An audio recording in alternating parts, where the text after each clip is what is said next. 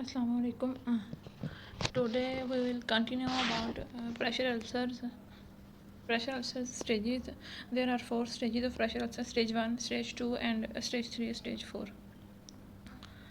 In picture, you can see first picture is pressure ulcer stage 1, and then stage 2, where dermis, epidermis both involve, and then tissues are involved is stage 3, and bony prominence appearance is stage 4.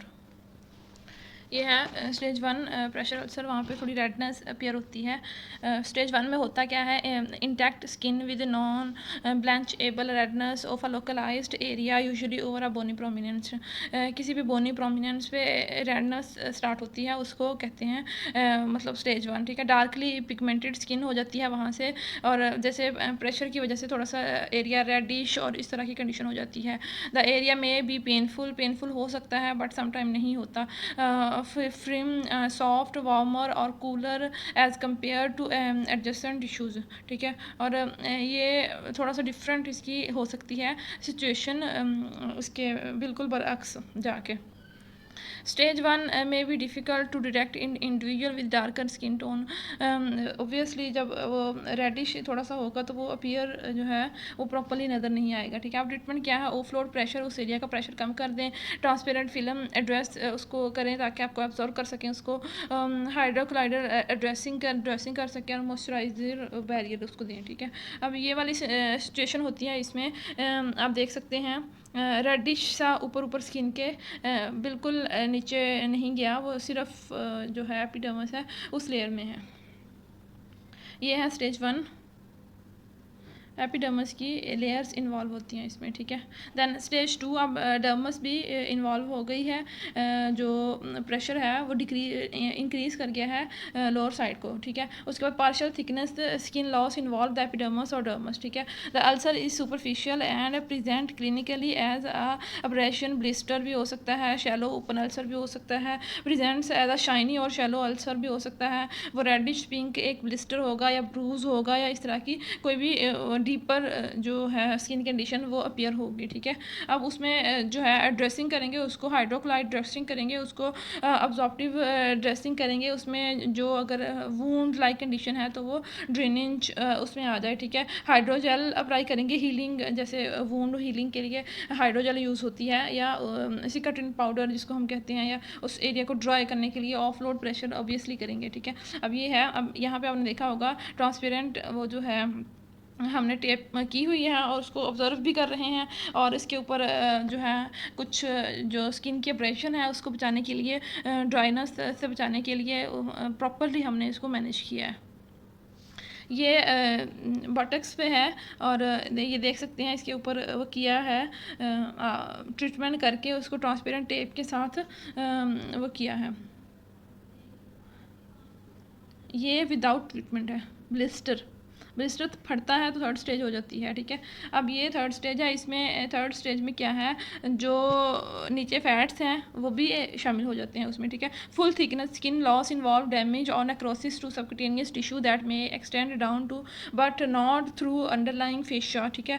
अब नीचे जो bone है वो तो नज़र नहीं आती, लेकिन जो फैट्स हैं उस तक पहुँच गया है। Ulcer represent as a deep crater with और without undermining and tunneling of the adjacent tissue, ठीक है। अब जो साथ वाले टिश्यूज़ हैं उनके साथ भी वो इंटरेक्ट करता जा रहा है और बढ़ता जा रहा है, ठीक है। अब इसमें डेप्थ जो टिश्यू लॉस है ना वो इंक्रीज़ हो गया है, वो स्टार्ट हो गया, ठीक है। जो नीचे से एक पूरा आप ये कह लें फैट्स लॉस, टिश्यू लॉस, उस एरिया का पूरे डैमेज शुरू हो गया है। एनाटॉमिकल लोकेशन पूरी की पूरी डिस्टर्ब हो रही है उसमें, ठीक है। अब ये देख सकते हैं इसमें ये थर्ड स्टेज का प्रेशर अल्सर है। अब इसके थर्ड स्टेज में ना फिजिशियन ऑर्डर रिक्वायर होते हैं हमें थर्ड एंड फोर्थ स्टेज के लिए, ठीक है। उसमें अगर ड्रेनेज करनी है तो सर्जिकल ड्रेनेज भी होती है, नॉन सर्जिकल ड्रेनेज भी होती है, ठीक है। और अगर बगैर ड्रेनेज के करना है तो उसको जैसे आप पाउडर या कोई हाइड्रोजेल या सिकाट्रिन पाउडर या इस तरह की चीज़ें लगा के उसको वो कर सकते हैं, ठीक है। अब्जॉर्प्टिव ड्रेसिंग कर सकते हैं, जो उसमें से फ्लूइड निकल रहा है वो उसको अब्जॉर्ब करेगा, उस एरिया को ड्राई रहने देगा। और उसके बाद हाइड्रोजेल तो मैंने ऑलरेडी आपको बताया है कि हाइड्रोजेल यूज़ कर सकते हैं। नेक्रोटिक वूंड मतलब जो होता है उस एरिया में, तो ये एक पूरा डेब्रीमेंट जो वहाँ से निकल रहा है, जो वहाँ से हो रहा है, हमने उसको नोट डाउन करना है, और जो उसकी अपीयरेंस है उसको नोट डाउन करना है। ट्रांसपेरेंट टेप अप्लाई करनी है, प्रेशर ऑफलोड करना है, उस एरिया को ड्राई करना है। ये मोस्ट इम्पॉर्टेंट चीज़ें हैं किसी भी जो स्टेज की जो हमने करनी होती हैं स्किन में।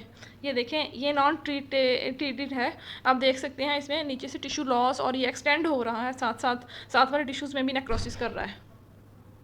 अब इसकी ना मेजरमेंट और इसकी डेप्थ को मेजर किया जाता है, कितने सेंटीमीटर की डेप्थ है, ठीक है। जितनी डेप्थ होगी उसके अकॉर्डिंग ही उसको ज़्यादा ट्रीट किया जाएगा। ये 4th स्टेज है। 4th स्टेज में जो है बोनी प्रोमिनेंस अपीयर हो रही है, आप देख सकते हैं बोन्स जो हैं वो अपीयर हो रही हैं। मोस्टली जो प्रेशर अल्सर है वो बोनी एरिया पे ही होता है, तो वो बोन जो है वो नज़र आना शुरू हो जाती है। फुल थिकनेस लॉस, स्किन चली गई, ठीक है।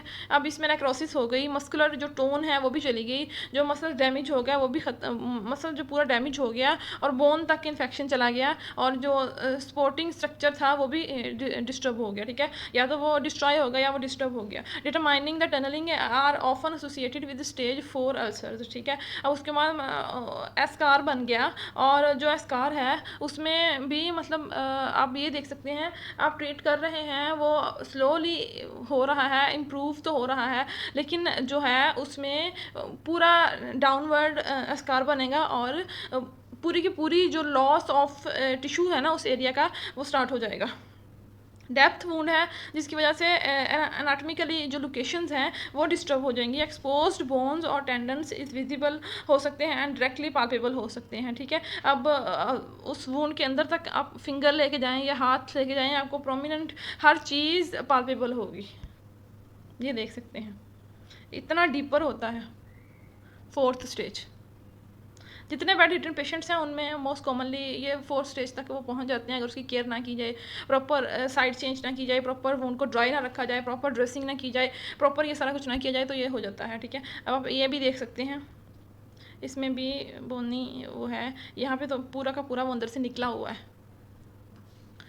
अनस्टेजेबल वून, अब 4th स्टेज तक तो हमने देख लिया, ठीक है, हमने उसको ट्रीट भी करने की कोशिश की। अनस्टेजेबल में क्या है, मतलब जो एरिया है उसकी डेप्थ इंक्रीज कर गई है, जो बोन है उसके अंदर तक इन्फेक्शन चला गया है, जो एक स्टेबल स्कार है वो बॉडी के अंदर डेवलप हो गया है, जो नेचुरल बायोलॉजिकल कवर है बिल्कुल ख़त्म हो गया है, जो स्किन जो है आपको प्रोवाइड कर रही है वो सारा कुछ ख़त्म हो गया, ठीक है। उसमें ब्लैक या येलो या ग्रीनिश कुछ भी आना शुरू हो जाएगा, फ्लूइड टाइप थोड़ा सा आना शुरू हो जाएगा, तो ये अनस्टेजेबल वुंड। ये देखें कहाँ बोन से गुजर के और कहाँ आगे तक पूरा का पूरा एरिया ही डैमेज होता है। क्लिनिकली अगर आप इसको देखें तो क्लिनिकली तो बहुत ही बुरे तरीके से वो होता है। ये देख सकते हैं इसको, ये अब डेवलप करता जा रहा है, और साथ साथ वाले जो एरियाज़ हैं उनको भी ये देखें साथ साथ रेडिश और वो स्किन डैमेज शुरू हो गया है, और ये चलता जाएगा, सो ऑन पूरी एरिया में फैल जाएगा। ये देखिए नेक्रोसिस हो गई है और बिल्कुल ब्लैकिश हो गया है वो एरिया, सिर्फ ब्लड सप्लाई ना होने की वजह से, प्रॉपर पोजीशनिंग ना होने की वजह से, प्रॉपर उसका ट्रीटमेंट ना होने की वजह से। ये 4th स्टेज से भी आगे की बात चली गई है, ठीक है। अब डीप टिश्यू इंजरी हो जाती है, उसमें क्या होता है, जो एरिया है वो पर्पलिश हो जाता है, डिसकलर्ड हो जाता है, जो ब्लड फील्ड ब्लिस्टर्स बन जाते हैं due to damage of the underlying soft tissues from the pressure ulcer. देखें अब सबसे पहले तो स्किन डैमेज हुई, पहले तो एपिडर्मस डैमेज हुई, फिर डर्मस डैमेज हुई, फिर उसके बाद फैट्स नीचे डैमेज हुए, फिर उसके बाद आ गया उसमें बोन्स की प्रोमिनेंस हो गई। जब बोन से आगे बात चलेगी तो साथ वाले सारे टिश्यूज़ की डिस्ट्रक्शन शुरू हो गई। अब टिश्यूज़ के अंदर ही वो जो बिल्कुल ख़त्म हो गया था ब्लड सप्लाई की वजह से, वहाँ पे ब्लिस्टर बनना शुरू हो गया, वहाँ पे फ्लूइड एक्यूमुलेट होना शुरू हो गया, वहाँ पे एरिया जो है डिसकलर्ड होना शुरू हो गया, और ये सारा कुछ सीवियरली पेनफुल और इस तरह का टिश्यू होता है। और जो उसके एडजेसेंट टिश्यूज़ होते हैं उनमें भी सीवियर पेन होता है। समटाइम तो पेशेंट बेड रिडन होता है, डायबिटिक होता है, और उसको ये पेन फील ही नहीं होता, तो वो डिटेक्ट भी नहीं होता।